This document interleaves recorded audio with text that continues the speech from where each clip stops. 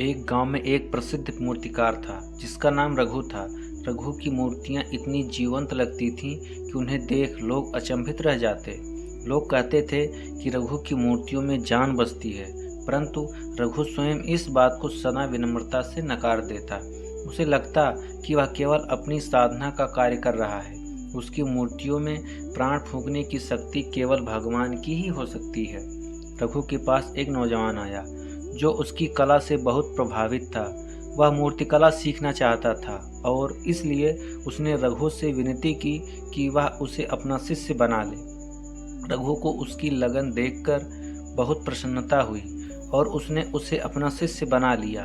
उसने उस युवक को सबसे पहले माटी से मूर्तियां बनाना सिखाना शुरू किया। माटी गूंथने से लेकर आकार देने तक की हर बारीकी पर उसे ध्यान देना सिखाया। धीरे धीरे वह युवक रघु की कला का कुशल शिष्य बन गया। रघु के मार्गदर्शन में वह नौजवान मूर्तियां बनाना सीखने लगा। उसकी कला में भी धीरे धीरे निखार आने लगा और लोग उसकी मूर्तियों की भी प्रशंसा करने लगे। परंतु उसने यह बात अखरती कि लोग उसकी तुलना में रघु की अधिक तारीफ करते थे। उसे लगता कि उसके द्वारा बनाई मूर्तियां भी रघु की तरह ही सुंदर और जीवंत होती हैं। फिर भी लोग उसे उतना महत्व नहीं देते। एक दिन उसने रघु से कहा, गुरुजी, मैंने आपकी तरह ही मूर्तियां बनाना सीख लिया है। अब मेरे हाथों में भी वैसी ही मूर्तियां बनती हैं, परंतु लोग आपकी ही प्रशंसा करते हैं। ऐसा क्यों? रघु उसकी बात सुनकर मुस्कुराया और बोला, मूर्तिकला केवल बाहरी आकार देने का ही काम नहीं है, बल्कि यह मन और आत्मा का एक संगम है। तुम मूर्ति बना सकते हो, परंतु तुम्हारी मूर्तियों में अभी उस आत्मा का अभाव है जो तुम्हें जीवंत बनाता है। इस आत्मा को मूर्ति में बसाना ही वास्तविक मूर्तिकला है। उस युवक ने रघु की बात समझने की कोशिश की, परंतु उसे लगा कि रघु अपने कौशल को छिपाने के लिए कुछ रहस्यपूर्ण बातें कह रहा है। उसे विश्वास था कि उसकी मूर्तियां भी गुरु के समान ही पूर्ण हैं। उसने सोचा कि वह इस बात का प्रमाण लेकर रहेगा।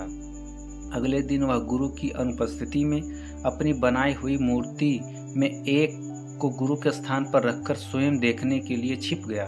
उसका उद्देश्य था कि जब लोग आएंगे तो वे उस मूर्ति की तारीफ करेंगे और गुरु की अनुपस्थिति में उसकी कला को भी पहचानेंगे। उस दिन लोग आते जाते रहे, परंतु किसी ने उस मूर्ति को विशेष ध्यान नहीं दिया। कुछ समय बाद रघु वहां आया और उसने उस मूर्ति को देखकर कुछ समझ लिया। उसने उसे छूकर देखा और फिर उसकी ओर देखने लगा, जैसे वह कुछ कहना चाह रहा हो। फिर उन्होंने अपने शिष्य को वहां छुपकर देखकर कहा, तुम अपनी कला को सिद्ध करने का प्रयत्न किया, परंतु देखो यह मूर्ति जीवंत नहीं लग रही, इसमें आत्मा की कमी है। शिष्य के मन में हलचल हुई और वह कहने लगा, गुरुजी, मैंने आपकी सिखाए हर चरण का अनुसरण किया, हर बारीकी पर ध्यान दिया, फिर भी यह क्यों नहीं हो पाया? रघु ने उसे पास बुलाया और समझाया, मूर्तिकला केवल शिल्प नहीं, तपस्या है। जब हम मूर्ति बनाते हैं तो अपनी आत्मा का एक अंश उसमें डालते हैं। जब तुम किसी मूर्ति को बनाते हो तो उसमें अपनी सारी भावनाएं, अपनी पूरी चेतना को प्रवाहित करना चाहिए। तुम केवल हाथों से मूर्ति बना सकते हो, परंतु जब तक तुम्हारा हृदय भी उसमें नहीं डूबता, तब तक वह मूर्ति केवल पत्थर का एक टुकड़ा ही रहती है। शिष्य को अब कुछ समझ में आने लगा था। उसने अपनी गलती को महसूस किया और गुरु से क्षमा मांगी। उसने अनुभव किया कि कला को पूर्णता से अपनाने के लिए केवल बाहरी साधन नहीं, बल्कि मन की संपूर्णता भी आवश्यक होती है। उस दिन से वह अपनी मूर्तियों में अपनी आत्मा को ढालने का प्रयास करने लगा। धीरे धीरे उसकी मूर्तियों में भी जीवात्मा आने लगी, जो रघु की मूर्तियों में होती थी।